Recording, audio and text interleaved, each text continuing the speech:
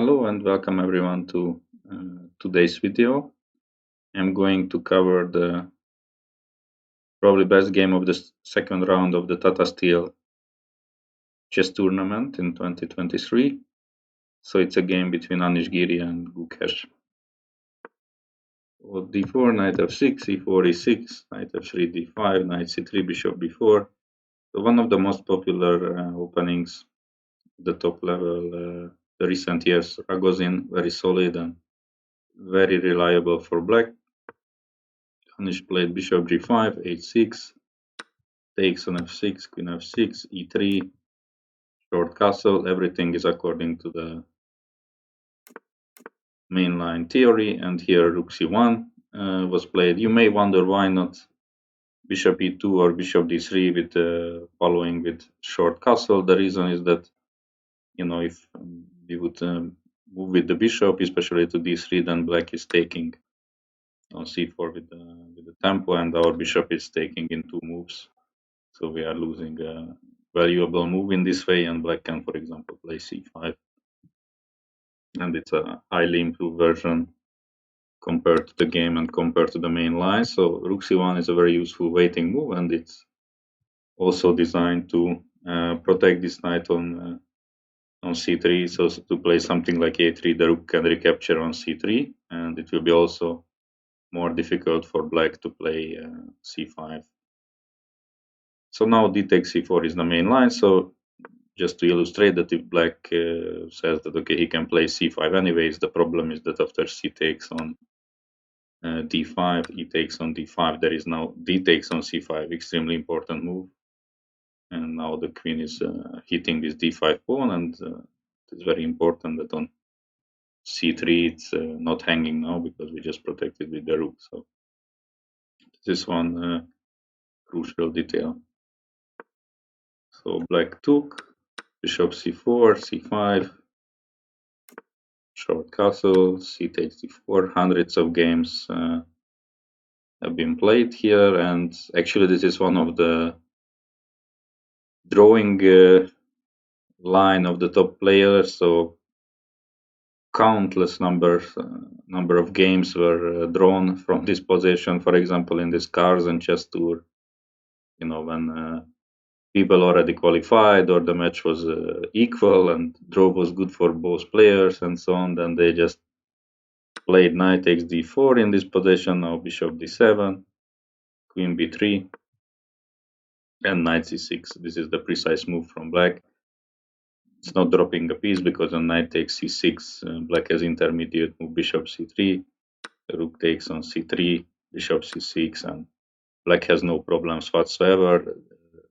Very nice bishop on c6 is controlling the entry squares, blocking the c file, and protecting b7. So it's really great. And what is even greater for both players, that after bishop b5, black wants to keep this bishop, and they can repeat the game like this. And again, more than 100 games ended like this as a draw. So instead of knight d4, knight e4 was played in the game, much more ambitious from Giri. Queen e7, and he played a3. So it's still a well-known theory. Bishop a5 from Gukesh, and now actually the first move, which is pretty rare. It's even with transpositions, it appeared less than 10 games, I believe, was e takes d4. So the main move for white here is just to play queen takes on d4. Black plays rook d8, and now white has a choice to play queen c5 or queen e5. I would say queen c5 is probably the easier to handle. So black just takes knight c5, knight d7, and the position is very close to complete equality. It happened in a lot of games of Chinese top players, for example. So this is a very equal variation. And the other one, queen e5, which can be maybe more complicated. Now the precise move is to play bishop b6.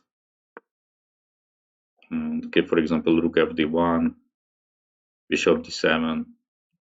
White has a slight pressure, but I believe also all the games ended as a draw from this position. So yeah, you can see it's symmetrical. Black has no real weaknesses. one move to finish development. I mean, not much is happening. So instead of all of this, Anish goes for ED, showing his ambitions, and yeah, Gukesh spent some time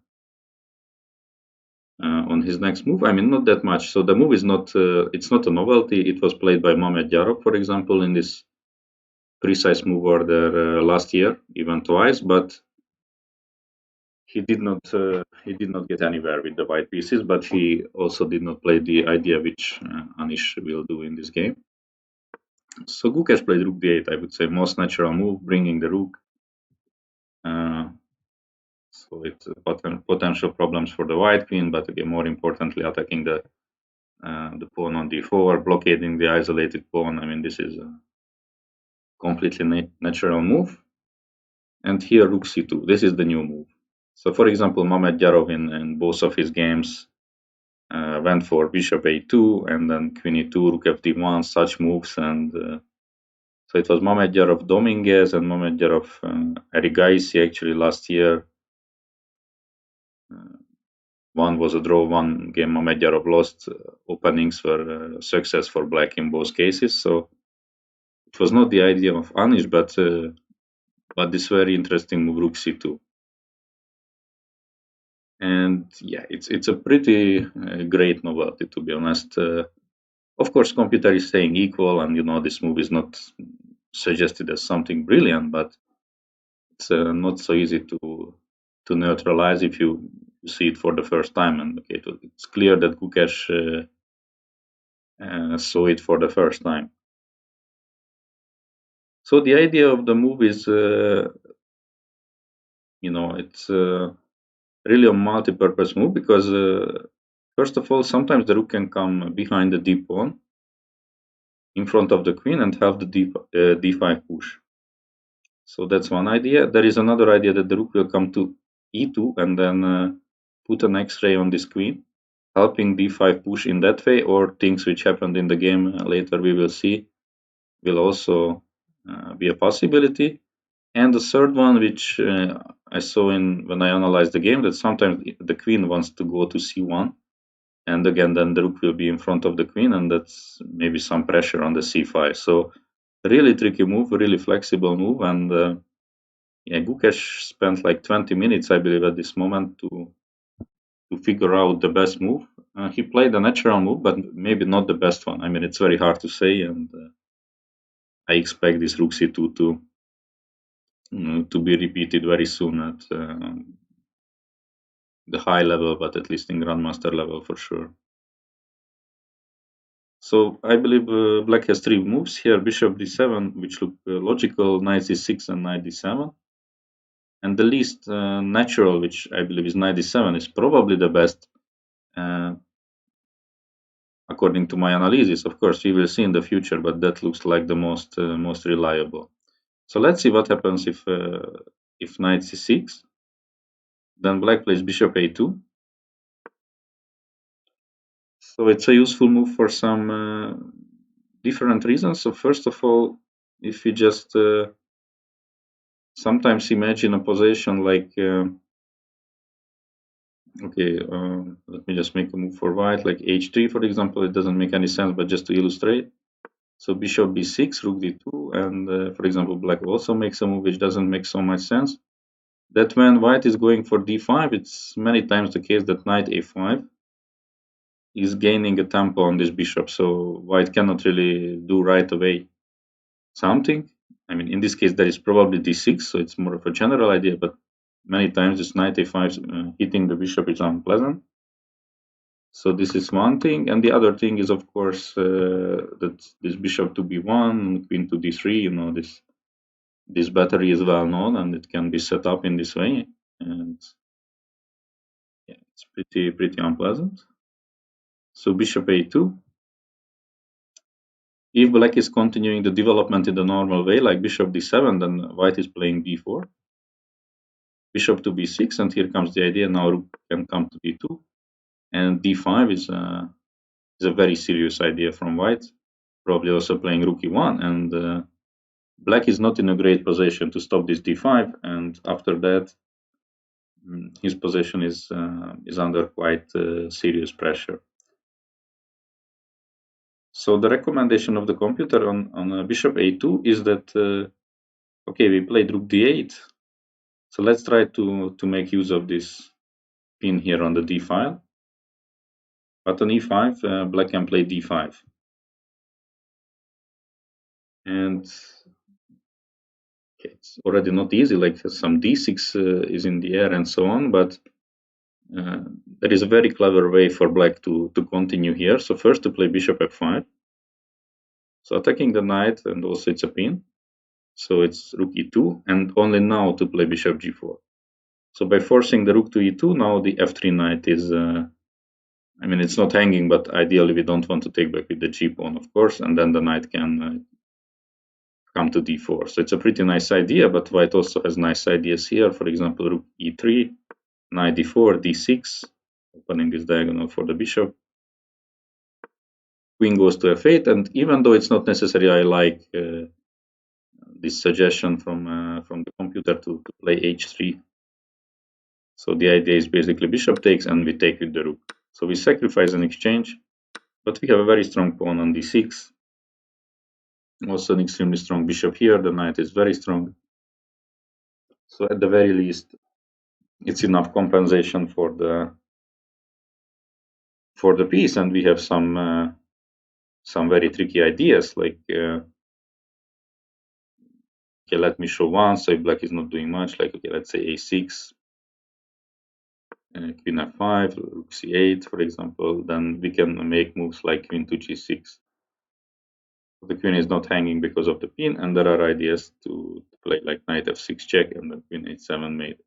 So it's really not so easy position for black. Computer even prefers it for white a little bit. But in any case, knight c6 is of course playable also, but yeah, knight d7 looks like the most reliable to me, with the idea to bring this knight towards f6.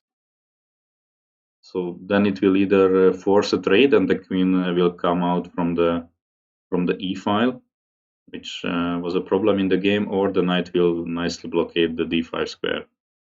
So it looks interesting, and if white, using this sorry, this moment that the d5 square is not under control, tries to break, then black is just fine by force sequence. So now queen takes d5, knight b6, very strong move.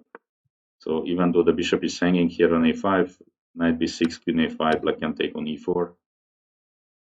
And just one very nice line to illustrate equality. So bishop b3, and black is finishing development with bishop e6, rook e1, still putting some pressure, but now there is a very nice move for black, rook d1, sacrificing the rook for a moment, but bishop b3, and he's getting back the material, and nothing is left basically. So the game will end as a draw. So I believe on 97 it's not so clear what was Anish's idea.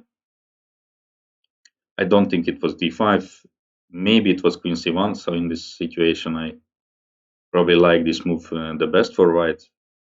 So knight goes to f6, and now we are not trading, but we go knight c5. And we have some annoying pressure. So our next move is probably b4, if allowed, and then bringing the rook to e1, putting pressure here, playing some knight e5. It's a very interesting position, and it has nothing to do with those lines which I showed at the beginning of the video, that there is a danger for some symmetry or some quick draw. White has serious pressure. Long term, black has his chances because it's an isolated pawn on d4. So a really double-edged interesting position. For example, computer says b6 is the best move here for black, which is not so easy, because normally it's not something we like to see, that the bishop and the pawn on b6, but eventually it's fine. So one possible line is knight d3, bishop b7, b4, takes f3, gf3, and white is not winning a piece because black can play b5. Position is around equal. So yeah, knight d7 looks to me the safest. So bishop d7 also looks extremely natural. The bishop is going to c6, rook e2, bishop to c6, and queen c2. So very original regroupment. I mean, it's all preparation, so Anish did not spend any time up to this moment. So basically, this bishop, which is very nicely controlling the e1 square, was tricked by this rook c1, rook c2, rook e2 idea. It's very unusual, but very deep, and looks very promising for white against this bishop d7, bishop c6. So it was once again very natural, but a little bit probably unfortunate from Gukesh to play into this preparation from Giri. And basically, the next move is on the verge already of not losing, but definitely black is much worse. So he played bishop b6 with the idea of just attacking this pawn here, and basically saying that, okay, bishop did not manage to stop the rook coming to the e file, so what to do? But it was absolutely necessary to bring these guys into the game. I mean, without those two, white's attack is just going to be devastating.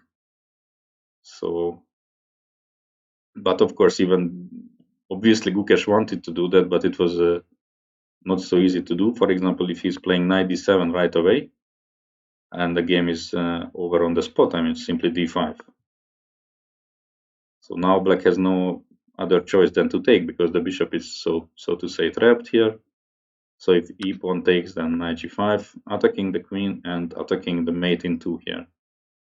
King cannot run because the rook will cover the e file. So it's a little bit better to take with the bishop, because after ed knight g5, black can sacrifice the queen, but of course this is not enough. He doesn't even have a pawn, it's a queen. For a rook and the bishop, it's not enough. Completely losing for black. So knight d7 is not working. Black has a very difficult move here. It's rook to c8, which makes it a little bit more difficult for white. So the idea is that if white plays some, I make some move to illustrate the idea, then bishop takes on e4. If queen takes, then the bishop is lost here, and if the rook takes, then the rook is doing a pin on the queen. So that's the idea. So white has to step away, queen d3, and only now taking on e4, rook has to take, and knight d7. So this way, black can finish his development. Probably this was the preparation of Giri. White is, I believe, playing rook e2 to step away from knight f6, and the position remains very complicated, and white still has very decent chances to have an advantage. So the problem for black is obviously that these pawns are still shaky. White is going to play b4, probably rook fe1, d5 is already in the air, and knight e5, knight f7 sacrifices are also in the air. So again, computer is saying it's holdable, but black has to be extremely precise. So it was already not an easy position. But after bishop b6 is just bad. So and yeah, this is the first moment Anish took his time, and the reason is very simple. I checked this game, and I just put top 7 move for Stockfish, and bishop b6 is not among them. So he clearly knew that it's a mistake, and he was about to find out why it's a mistake, and he played the best move, rook fe1. So just bringing a new piece. The other good move here would have been also very typical, to play h4. It's a little bit more of a common way to execute the idea he played in the game, so it directly supports knight g5, hg, and knight to g5 is simply protected. So this was also very interesting. So instead he went rook fe1, and the next move is already losing from Gukesh. So he really didn't do that many things wrong in this game, but he just faced a very strong preparation, and his position is simply very dangerous. So there is one good move here for black. Maybe let's start with that one, and you can stop the video and try to find this move. So one move to stay in the game, so not even to be fine, but just to stay in the game. So it was absolutely essential to play bishop d5 and to make sure that this pawn on e6 will not get destroyed. And for that, trading this c4 bishop was just needed. So obviously, the reason Gukesh didn't like it is that after bishop d5, he cannot take with the e pawn. First of all, again, you can stop the video if you want. It's not that difficult here. So it's a knight f6 check. Queen is hanging, it takes, and then rook e8 is just a mate in two. Yeah. So black has to take with the rook, but unfortunately the blockade will not stand. Knight c3, rook d6, d5, and knight d7, for example, take on e6. This position is really bad for black, but it's not losing or or anything like that. It's just a huge suffering with the weak pawn on e6. Knight has very nice square, for example, on e4, or maybe later on e5 if the other one moves. And Giri is really strong in such technical positions. Of course, it's not something black wants to enter, but it was a necessity at this moment. So what happens if Gukesh just takes this pawn on d4? I mean, unfortunately, knight g5 is again very strong. H takes g, and rook e6. So basically, it's everything like the game, but the king is on g8. Which in such situation is just decides the game because everything will come with a discovered check. So it was not possible to play like that. And if queen c5, then there is a nice move, rook e5. So attacking the queen with the tempo, bishop cannot take it because bishop f7 and the queen is unprotected. So the queen has to go back to d6, for example, but then bishop f7, king f7, knight g5, king goes to g8, then queen h7, king f8, queen h8 is a checkmate, and if king f8, then queen f5. So basically either forcing black to enter this variation or give up the queen after queen f6. I mean, in both cases, the game is over. So bishop d4 was not working. What else could he do? I mean, he could have taken on e4 as well, but again, it's just too late at this moment. Rook takes on e4. Again, this idea of rook e6 is very strong because the king is the diagonal. So if king h8, again rook e6. F takes on e6, rook e6. So it looks like that black is up a rook, or white is sacrificing a rook to get this position. But if you look at the relative value of the pieces, so these guys are fully in the game, and these two are.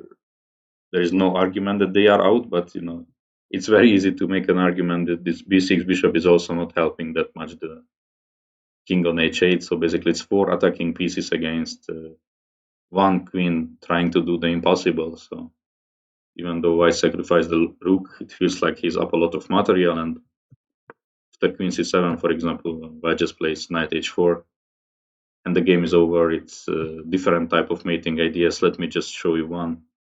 Quite nice. So after knight c6, you play rook e8. That's the fastest way to the checkmate, basically closing the king's way in that direction. So rook e8, knight g6, king h7, double check, queen h7. It's checkmate. So bishop e4 was no better, but yeah, king h8 was also not good. And here Anish played this very nice move, knight g5, which is extremely rare, I have to say. So this to make knight g5 in such a way to sacrifice a knight and then a rook, it's very rare that it works out so nicely. But once again, the reason is we have to look for the reason here, that those guys are not doing that much, and I can even highlight the c6 bishop. So, okay, black had to take this knight, and now rook e6.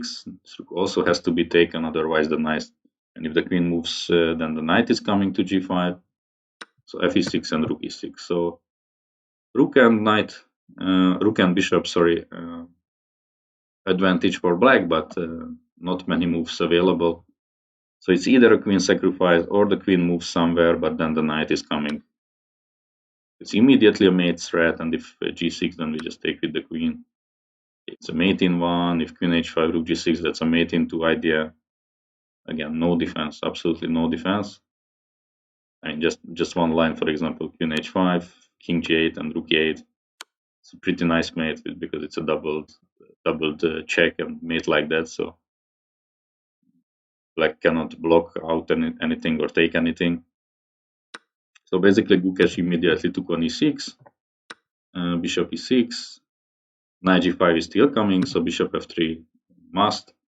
And from this moment on, Giri did really well. So he had a lot of time because it was an amazing preparation from him, and so he had a lot of time to use in later stages in the game. And there are some moves which look obvious, like gf3, for example, here, but he even went for a better one, queen f5.